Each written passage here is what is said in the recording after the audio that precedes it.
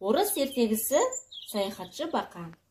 Ертеде бір бақа болыпты, ол батпақта тұрыпты. Бір күні өзен жағасында маса, шіркей жеп отырған кезде жабайы-үйректер өзен жағасына қоныпты. Жол алыс, тез тамақ жеңдер, сосын ұшамыз. Оны естіген бақа: Кешіріңіздер, қайда ұшасыздар? Оңтүстікке ұшамыз. Оңтүстік жылы ма? Иә, жылы. Онда маса, шіркей көп пе? Иә, көп. Онда мені ала кетіңдерші. Сенің қанаты жоқ қой, қалай ұшасың? Білмеймін, бірақ тұра тұрыңдар, мен ойланайын.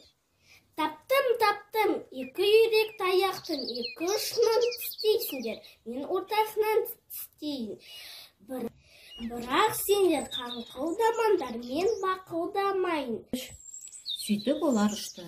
Екі жақта екі үйрек, ортасында бақа. Бұл өте қызық көрініс болды. Олар аспанда қалқып ұшқан көрініс бүкіл ауылдағы адамдарды қызықтырды. Ауылдың адамдары: қараңдар, бақа ұшты, бақаны қараңдар деп бәрі жан-жақтан айғайлады. Ой, қызық-ай, қалай ұшып бара жатыр, қанаты жоқ қой бақаның. Бұны мен ойлап таптым.